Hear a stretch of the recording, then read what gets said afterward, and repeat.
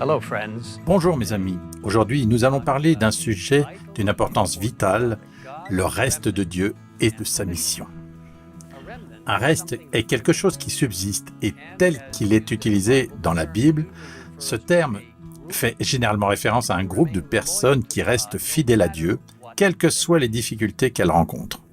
Le concept de reste apparaît tout au long de la Bible et l'une des histoires les plus connues est probablement celle de Noé et de l'arche. C'était une époque de grande méchanceté, telle que décrite dans Genèse 6, versets 5 et 11, qui dit « L'Éternel vit que les hommes commettaient beaucoup de mal sur la terre et que toutes les pensées de leur cœur se portaient constamment et uniquement vers le mal.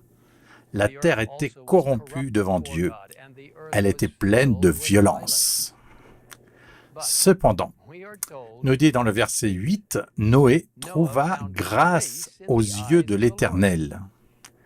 Dieu a partagé avec Noé son projet de détruire la terre par un déluge et a expliqué qu'il aurait un moyen de s'échapper pour tous ceux qui choisiraient d'accepter la grâce de Dieu par la foi et l'obéissance. Noé devait conduire une immense arche, invitant tout le monde à y entrer, où il serait à l'abri de la tempête à venir. Pendant 120 ans, Noé a prêché, mais au final, seules 8 personnes ont choisi d'être sauvées, Noé et sa famille. Ils étaient le reste. Dans les derniers jours, juste avant que Jésus ne revienne sur terre pour amener les disciples au ciel, une situation similaire se reproduira.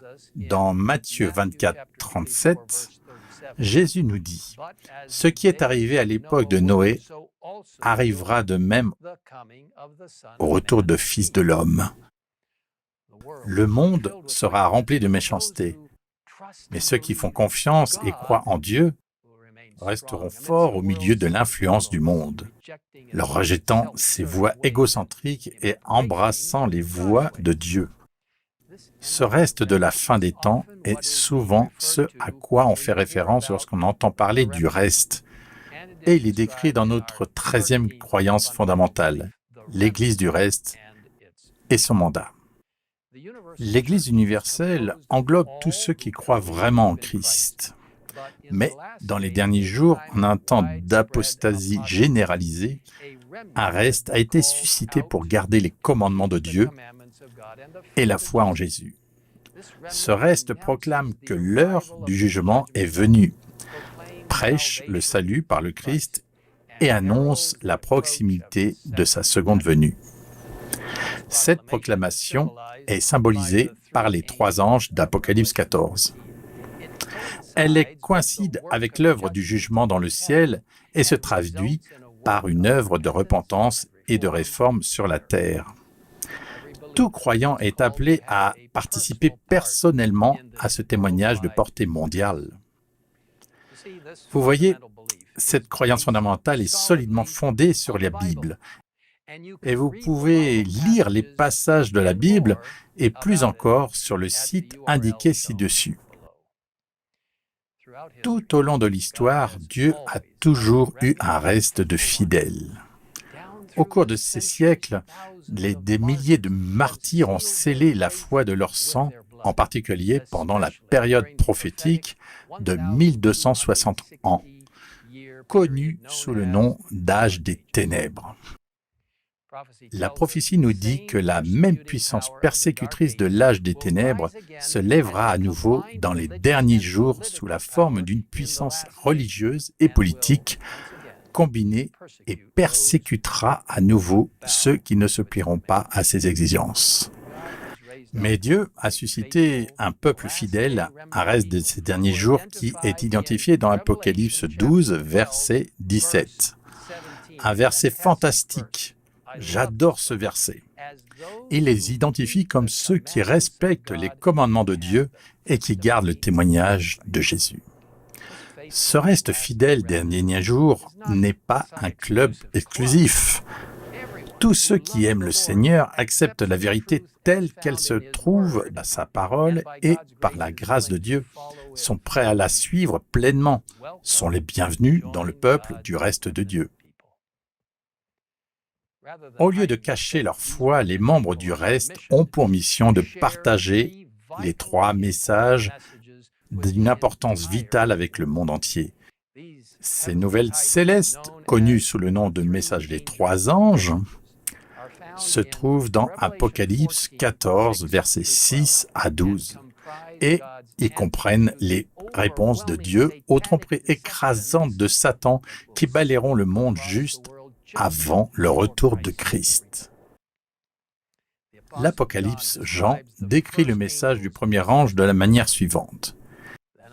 Je vis ensuite un autre ange voler haut dans le ciel. Il avait un évangile éternel pour l'annoncer aux habitants de la terre, à toute nation, à toute tribu, à toute langue et à tout peuple. Il disait d'une voix forte, « Craignez Dieu, rendez-lui gloire, car l'heure de son jugement est venue. Adorez celui qui a fait le ciel, la terre, la mer et les sources d'eau. » Vous voyez, le premier ange répand la bonne nouvelle éternelle que notre Dieu est créateur, notre seule source de salut, et que nous devons l'adorer lui seul.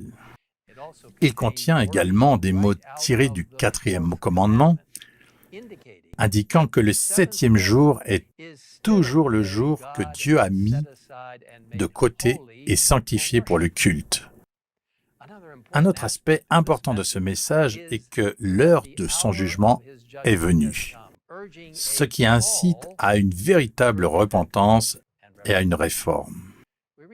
Dans Apocalypse 14, verset 8, nous lisons le message du second ange.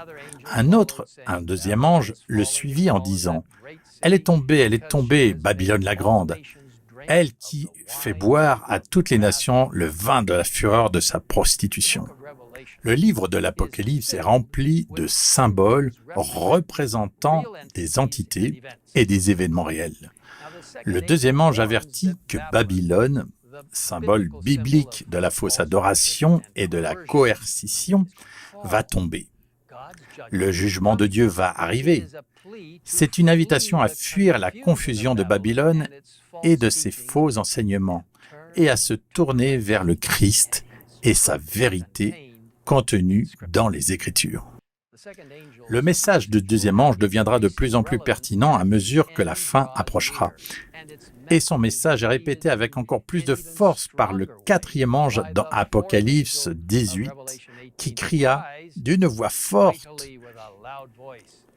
suppliant le peuple de Dieu de sortir de Babylone. Le message du 3e ange contient l'avertissement le plus solennel de la Bible. Le 3e ange dit d'une voix forte, « Si quelqu'un adore la bête et son image, et s'il reçoit la marque sur son front ou sur sa main, il boira lui aussi du vin de la fureur de Dieu, versé sans mélange dans la coupe de sa colère, et il sera tourmenté dans le feu et le soufre, devant les saints anges et devant l'agneau. » Mes amis, cette crise finale implique la vraie et la fausse adoration. Un temps qui vient où tous les habitants de la terre décideront soit d'adorer la bête et son image en recevant sa marque, soit par la grâce de Dieu d'être fidèle à Dieu et de recevoir son sceau.